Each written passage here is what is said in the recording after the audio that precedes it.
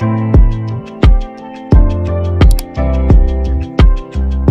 वालेकुम dear student, welcome back. Sir Qasim आपके साथ एक मरतबा फिर हाजिर है।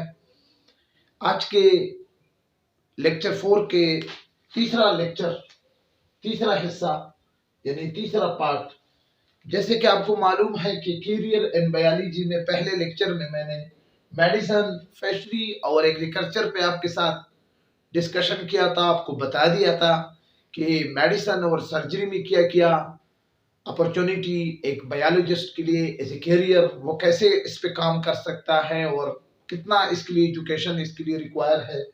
फिर फिशरीज और फिर एग्रीकल्चर पे आपके साथ थोड़ी बहुत एक्सप्लेनेशन हो चुकी है। इसके बाद दूसरा लेक्चर कैरियर एंड बायोलॉजी पे मेरा था, लेक्चर नंबर 4 में पार्ट 2 एनिमल साइंस, हार्टिकल्चर और फॉरेस्ट्री पे। तो वहां पर भी मैंने आपके साथ 10 मिनट की वीडियो पे एक डिस्कशन की कि आप किसे कहते हैं और ये क्यों होता है। सब कुछ इसे लो के बेस पे आपके साथ डिस्कस कर चुका हूं। आज जो मैं आपके साथ लेक्चर 4 में यानी पार्ट सी, यानी इसके साथ इंशाल्लाह आज के लेक्चर के साथ ये कैरियर एंड बायोलॉजी खत्म हो जाएगा। तो आपके कोर्स के मुताबिक हमारे साथ दो चीजें हैं, एक फार्मिंग है, एक फोरेंसिक साइंस है, और एक और भी कुछ किताबों में लिखा है जिसको हम कहते हैं बायोटेक्नोलॉजी। ठीक है ना। तो ये सारी चीजें मैं आपके साथ एज ए कैरियर आपके साथ डिस्कस करने जा रहा हूं। तो शुरू करता हूं जी। फार्मिंग किसे कहते हैं? सबसे पहले क्वेश्चन होता है आपसे कि व्हाट इज फार्मिंग। अब फार्मिंग क्या है? द रेयरिंग ऑफ, यानी to take care, the rearing of animal and cultivation of plant for commercial purpose is called farming। हम आमतौर पर कहते हैं कि इसका फिश फार्म है, इसका फ्रूट फार्म है, इसका वेजिटेबल फार्म है, इसका पोल्ट्री फार्म है। तो ये सारी चीजें, इसको हम कहते हैं फार्मिंग। याद रखिए कि फार्मिंग आप किसी एनिमल को या किसी प्लांट की कल्टीवेशन आप करते हैं, उसको काश करते हैं कमर्शियल पर्पस के लिए, तो फिर इसको हम कहते हैं फार्मिंग। आपने देखा होगा अपने इलाकों में ये हनी बी को यानी शहद की मक्खी को लोग पालते हैं, जिसे एपीकल्चर कहते हैं। अब ये भी एक फार्मिंग का एक एग्जांपल है। इसी तरह फिश फार्मिंग भी आपने नाम भी सुना होगा कि कुछ लोगों ने तालाब बनाए हैं, उसमें वो फिश बड़े कर रहे हैं, ये फिश फार्म है।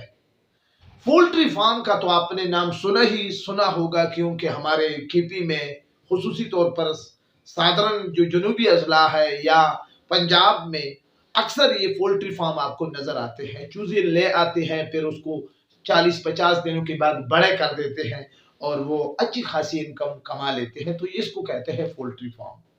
इस तरह फिश फार्मिंग है, इस तरह फ्रूट फार्मिंग है, फ्रूट फार्म भी है, वेजिटेबल फार्म भी है। तो इसको हम कहते हैं फार्मिंग। याद रखिए कि एज ए कैरियर आप फार्मिंग को कैसे ज्वाइन कर सकते हैं। आपका काम क्या होगा? आप ग्रेजुएट लेवल पे या पोस्ट ग्रेजुएट लेवल पर सॉरी बायोलॉजी को पढ़ने के बाद आप इस फील्ड को एडॉप्ट कर सकते हो।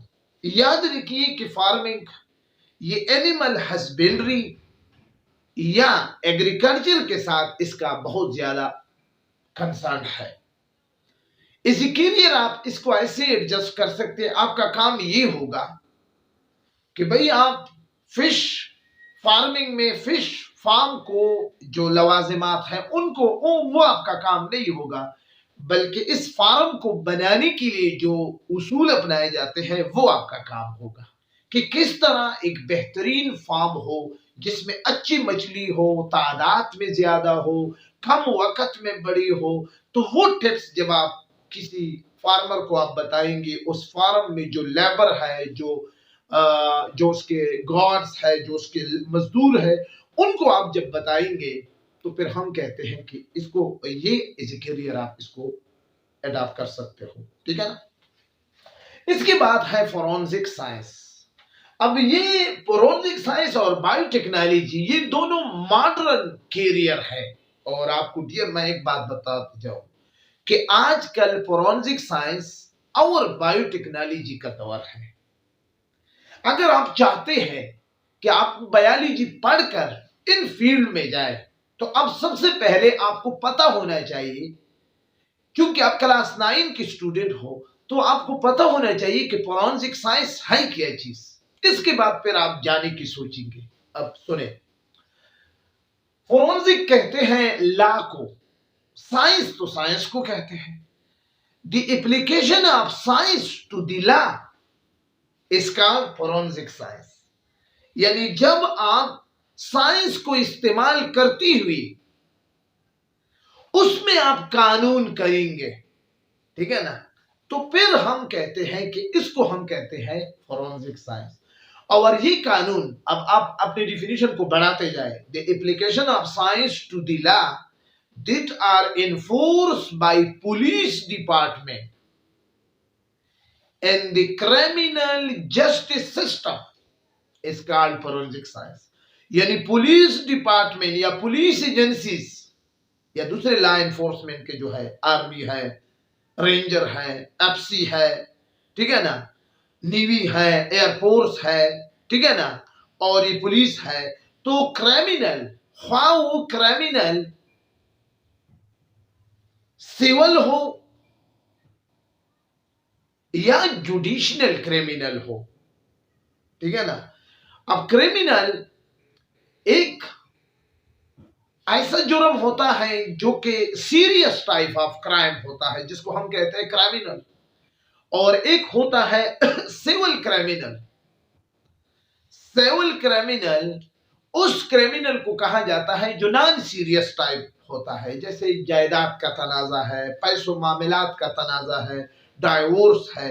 क्रिमिनल में मर्डर केस है, किडनैपिंग है, रॉबरिंग है, ठीक है ना, इस तरह के संगीन इल्जामात के लिए याद रखिए कि फोरेंसिक साइंस इसको आप इस्तेमाल करके किसी भी क्राइम को साइंटिफिक मेथड से मुजरिम को पकड़ने के लिए मुख्तलिफ मेथड्स डिस्कवर किए जाते हैं। तो ये बेस्ट फील्ड है, ये वो फील्ड है जिसमें आप क्राइम को काफी हद तक कम कर सकते हैं। साइंस के उसूलों को, साइंस के प्रिंसिपल्स को और टेक्निक्स को इस्तेमाल करके जब आप क्राइम को साइंटिफिक मेथड से पकड़ते हैं, मिसाल के तौर पर एक शख्स ने मर्डर किया है, कत्ल किया है, अब जी आप पुलिस डिपार्टमेंट के साथ एज ए फोरेंसिक साइंस यानी सेरोलॉजिस्ट काम कर रहे हो, तो आप वहां पर जाकर, जाए वकुआ पर जाकर आप कलेक्शन डेटा कलेक्ट कर लेते हैं, कुछ शवाहिद आप इकट्ठा कर लेते हैं और उनसे आप डीएनए सैंपल ले लेते हैं। फिर जो एक्सपेक्टेड लोग हैं उन पर उनकी डीएनए आप टेस्ट करते हैं। फिर वो क्राइम से जो चीजें मिले हैं, जो एविडेंस मिले हैं, उनके साथ आप साइंटिफिकली मैचिंग कर रहे हो कि आया इस शख्स का डीएनए ये है तो नहीं जिस पे एक्सपेक्टेड है। इस तरह बहुत सारे लोगों की क्राइम पकड़े जाते हैं और दुनिया एक क्राइम से महफूज रह जाते हैं। अब बायोलॉजिस्ट देखो, क्राइम को पकड़ने में भी फोरेंसिक साइंस की एप्लीकेशन लाकर मुजरिम को पकड़ते हैं। कितना एडवांसमेंट जा रहा है और ये इंतहाई बेस्ट फील्ड है। मुस्तकबिल करीब में डियर स्टूडेंट, ये फील्ड फोरेंसिक साइंस, इसका स्कोप सबसे ज्यादा होगा, मेडिकल से भी ज्यादा होगा, ठीक है ना। और ये आ रहा है, जदीद टेक्नोलॉजी के साथ आ रहा है, तो आप इसे करियर आप इसको एडॉप्ट कर सकते हो।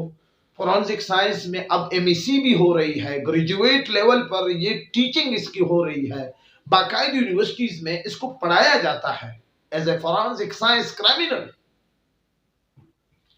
इसके बाद है बायोटेक्नोलॉजी। अब बायो का मतलब है लाइफ, टेक्नोलॉजी का मतलब है स्किल, यानी आप माइक्रो ऑर्गेनिज्म को ऐसे अंदाज में आप इस्तेमाल करें कि जो for the welfare of human being हो, मेन काइंड हो, तो फिर उस कैरियर को हम कहते हैं कि ये बायोटेक्नोलॉजी है। मिसाल के तौर पर बैक्टीरिया को लोग इस्तेमाल कर रहे हैं, आजकल यीस्ट को इस्तेमाल कर रहे हैं। आपको पता है बायोटेक्नोलॉजी ऑलरेडी मैं एक्सप्लेन कर चुका हूं, ब्रांचेस ऑफ बायोलॉजी। तो ये एक और कैरियर है, इसको भी आप एंटर लेवल पर मेडिकल बायोलॉजी पढ़ करने के बाद ग्रेजुएट और पोस्ट ग्रेजुएट लेवल पे आप इसको पढ़ सकते हो।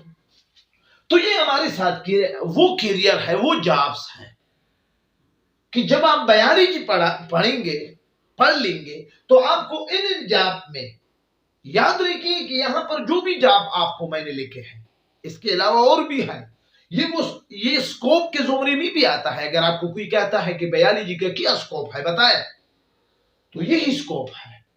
अब इससे सिलो बेस का क्वेश्चन इस तरह आएगा कि what is medicine and surgery, तो फिर आपने लिखना होगा कि मेडिसिन उस एमबीबीएस डॉक्टर को कहते हैं जो आपको किसी बीमारी की तशखीस में या ट्रीटमेंट में या प्रिवेंशन बता देता है, तो उसको हम मेडिसिन फील्ड कहते हैं। और सर्जरी में फिर removing, replacement, repairing of affected part को तो फिर आप इसी तरह कहेंगे, ठीक है ना। तो ये सारी चीजें, फिशरीज है, एग्रीकल्चर है, एनिमल साइंस है, हॉर्टिकल्चर है, फॉरेस्ट्री है, फार्मिंग है, फोरेंसिक साइंस है और बायोटेक्नोलॉजी है।